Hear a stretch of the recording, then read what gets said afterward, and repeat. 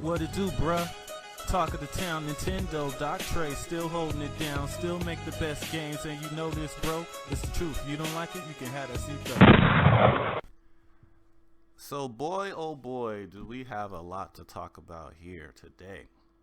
So, I told you guys a month ago that the Switch floodgates, the Nintendo Switch 2 floodgates, were now officially open, and that we were going to start having a ton of leaks. Legitimate leaks. And that's exactly what's happening now. So, unless you guys been living under a rock, it's been confirmed or rumored or whatever. I mean, it's confirmed, whatever. That during Gamescom, Nintendo were showing developers, I'm guessing the developers that don't yet have Nintendo Switch dev kits, they were showing off demos, tech demos, for Nintendo Switch 2 technology behind closed doors at Gamescom.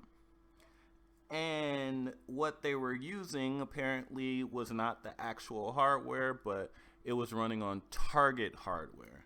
And that's something that is normal, but the thing that you have to worry about with the Target hardware is that it's just that Target hardware. So it could be less powerful than the actual system or more powerful than the actual system. If it's not running on the actual hardware, there's no way to know exactly how it's going to run on the consumer level hardware that we get in our hands. So, according to rumors from both Eurogamer and was it Video Games Chronicle? Did I get that right? I don't know. I'll fix it. A demo of Breath of the Wild was shown running on Switch 2 Target hardware and running at both a higher frame rate and a higher resolution, but they were saying that they're not sure if that's actually going to be a re-release. If the system has backwards compatibility, which it should, that could have been a demonstration of how the game could potentially run on the Switch, because on the Switch 2, because Breath of the Wild was a Wii U game, so the Switch 2 being way more powerful than the Switch should be able to run Breath of the Wild at a much higher resolution and frame rate. So maybe that was just a taste of how some games will run on the Switch 2 with backwards compatibility, hopefully.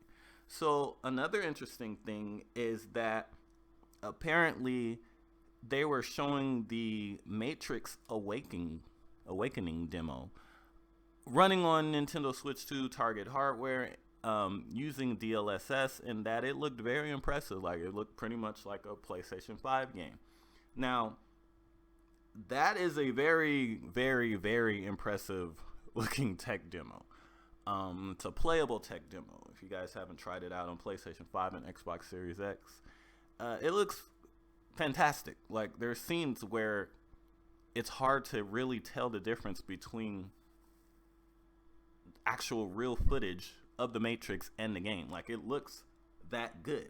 And for something like that to be running on Switch 2 Target hardware is very promising. And it kind of reminds me of what happened with the Unreal Engine 4 demo when they originally showed that. They showed that also running on a Tegra chip, which Nintendo Switch 2 will also use. So there is very similar things there. Like, it is pretty much, they're doing the same exact thing. It'll be very interesting to see how it actually looked.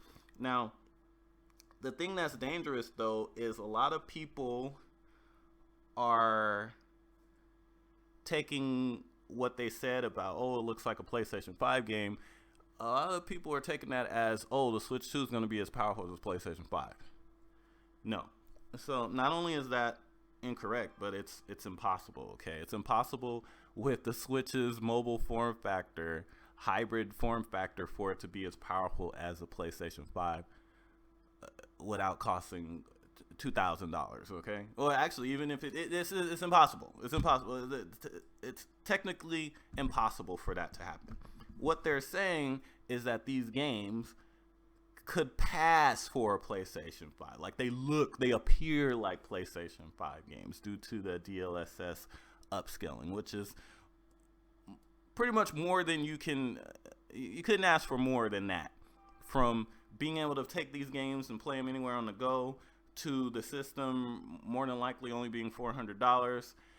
I mean, what more can you ask? But people out there that think that this game or think that these games are going to look identical to PlayStation 5 games, it's not going to happen. Now, a big thing another rumor that came out of this today was that apparently the Nintendo Switch 2 will have a whopping 12 gigs of RAM. Now, at least 12 gigs of RAM. And that's huge. For a system the size, for a mobile chip game console hybrid, 12 gigs is a grip. Like, that's even more than the Xbox Series S. It's not as much as the PlayStation 5 or the Xbox Series X, but it doesn't need that much RAM because the power envelope is completely different. The resource is not as resource heavy as those systems, so it doesn't need that much RAM. Actually, 12 gigabytes is probably overkill for now, but in a couple years, then you're gonna be glad that you have that 12 gigs. But for now, take in consideration how low powered the Switch 2 will be compared to the PlayStation 5, and the fact that the operating system, if it ends up being similar to the original Switch, it's barely going to use any RAM.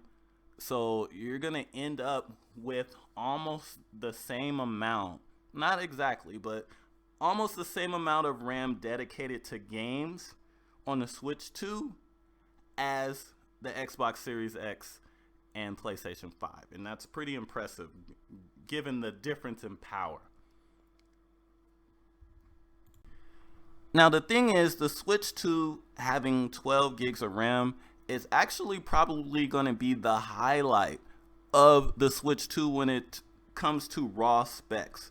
And I want you guys to be cautious of that because based on what we're hearing about the system and how impressive the graphics are looking, people are taking that as Nintendo competing directly with the PlayStation and Xbox in terms of performance. And I'm going to tell you, that is not the case.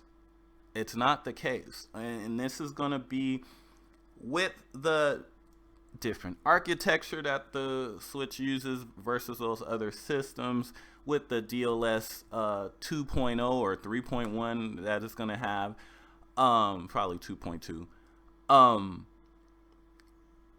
Comparing the two is going to be the most apple to oranges thing ever. And it's really not comparable. And I think people need to sit down and realize that. Otherwise, you're going to be disappointed. And I'm seeing people already like, oh, well, this thing better do a minimum of 4 teraflops. It better do this. It better do that. Look, Switch 2 ain't going to be 4 teraflops. Like 3 point something teraflops is the ceiling for Switch 2. I don't think you guys understand. That's the ceiling. That's what you get to if you're that's the best case scenario, okay, for Switch 2. And I think you guys need to be prepared for that, because when the raw specs come out and they're leaked, and they will be, some of you guys are going to be disappointed because you're not going to understand that the Switch 2 is developed in a different way than these other systems. It's going to have a huge reliance on DLSS. It's going to have a different architecture that's more efficient. It's different. So I don't want you guys to be surprised when the specs, the raw specs of the Switch comes out, because it's probably going to be lower than you think. A lot lower. Like, don't be surprised. I'm not saying this is going to happen, but don't be surprised if some of the raw specs of the Switch 2 are lower than the vanilla PlayStation 4. Don't be surprised. I mean, I wouldn't be surprised if the Switch 2's raw specs come out and the thing only does like 1.5 teraflops. Like, don't be surprised if that happens. Don't forget, even the Steam Deck has a lower teraflop performance than the regular PlayStation 4. I think you guys need to wrap your heads around that. And looking at the raw numbers and the teraflops, that's not going to show you the full story. The Switch 2 is not going to match teraflops with the PlayStation 5 and Xbox One X or even the Series S. And the thing that's crazy is, even if it did, it still would be apple to oranges, because the way AMD measures teraflops and comes to their numbers are different than Nvidia. Like, they're not the same. They can't really be compared. It's never a one-to-one thing. But I'm telling you guys need to wrap your heads around the fact that the Nintendo Switch 2 is not going to be about raw power. It's going to be about designing games smarter. It's going to be about being more efficient with game development. It's going to be about taking lower resolution, low native resolutions, and making them appear a higher native resolution. So it's going to be a system of pretty much, it looks good, but you don't care how it got there. Like, that's pretty much what it's going to be. If you guys are going to try to compare the raw specs of the Switch 2 to other systems, you're going to be disappointed.